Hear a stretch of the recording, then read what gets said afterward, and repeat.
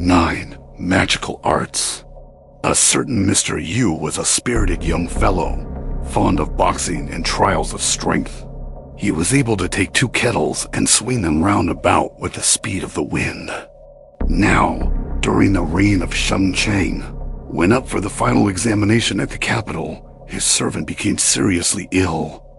Much troubled at this, he applied to a necromancer in the marketplace, who was skillful at determining the various leases of life allotted to men. Before he had uttered a word, the necromancer asked him, saying, "Is it not about your servant, sir, that you would consult me?" Mr. Yu was startled at this and replied that it was. "The sick man," continued the necromancer, "will come to no harm. You, sir, are the one in danger." Mr. Yu then begged him to cast his nativity, which he proceeded to do, finally saying to Mr. Yu, "You have but 3 days to live." Dreadfully frightened, he remained some time in a state of stupefaction, when the necromancer quietly observed that he possessed the power of averting this calamity by magic and would exert it for the sum of 10 ounces of silver. But Mr. Yu reflected that life and death are already fixed, and he didn't see how magic could save him. So he refused, and was just going away, whereupon the necromancer said, "You grudge this trifling outlay. I hope you will not repent it." Mr. Yu's friends also urged him to pay the money, advising him rather to empty his purse than not secure the necromancer's compassion. Mr. Yu, however, would not hear of it, and the 3 days slipped quickly away.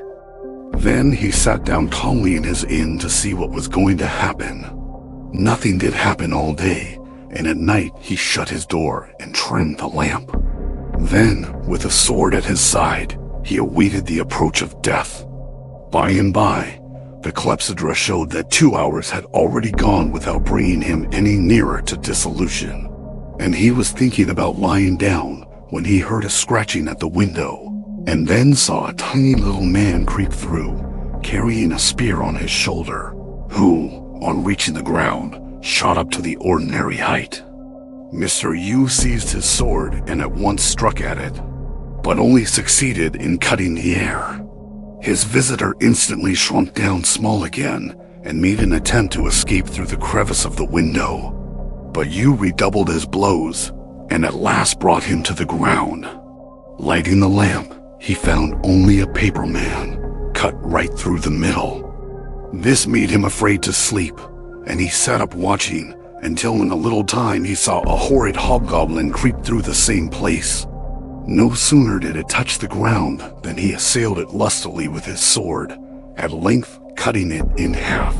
Seeing, however, that both halves kept on wriggling about, and fearing that it might get up again, he went on hacking at it. Every blow told, giving forth a hard sound, and when he came to examine his work, he found a clay image all knocked to pieces. Upon this, he moved his seat near to the window and kept his eye fixed upon the crack. After some time, he heard a noise like a bull bellowing outside the window, and something pushed against the window frame with such force as to make the whole house tremble and seem about to fall. Mr. Yu, fearing he should be buried under the ruins, thought he could not do better than fight outside. So he accordingly burst open the door with a crash and rushed out. There he found a huge devil as tall as the house, and he saw by the dim light of the moon that its face was as black as coal. Its eyes shot forth yellow fire. It had nothing either upon its shoulders or feet, but held a bow in its hand and had some arrows at its waist. Mr. Yu was terrified, and the devil discharged an arrow at him which he struck to the ground with his sword. On Mr. Yu preparing to strike, the devil let off another arrow which the former avoided by jumping aside, the arrow quivering in the wall beyond with a smart crack. The devil here got very angry, and drawing his sword flourished it like a whirlwind, aiming a tremendous blow at Mr. Yu. Mr. Yu ducked, and the whole force of the blow fell upon the stone wall of the house, cutting it right in two. Mr. Yu then ran out from between the devil's legs and began hacking at its back whack. Whack! The devil now became furious and roared like thunder, turning round to get another blow at his assailant. But Mr. Yu again ran between his legs, the devil's sword merely cutting off a piece of his coat. Once more he hacked away, whack, whack, and at length the devil came tumbling down flat. Mr. Yu cut at him right and left, each blow resounding like the watchman's wooden gong. And then, bringing a light, he found it was a wooden image about as tall as a man. The bow and arrows were still there, the latter attached to its waist. Its carved and painted features were most hideous to behold, and wherever Mr. Yu had struck it with his sword, there was blood. Mr. Yu sat with the light in his hand till morning, when he awaked to the fact that all these devils had been sent by the necromancer in order to kill him, and so evidence his own magical power. The next day, after having told the story far and wide, he went with some others to the place where the necromancer had his stall. But the latter, seeing them coming, vanished in the twinkling of an eye. Someone observed that the blood of a dog would reveal a person who had made himself invisible, and Mr. Yu immediately procured some and went back with it.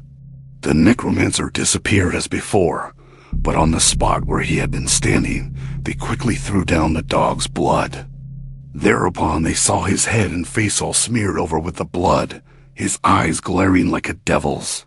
And at once seizing him, they handed him over to the authorities, by whom he was put to death. Thanks for watching.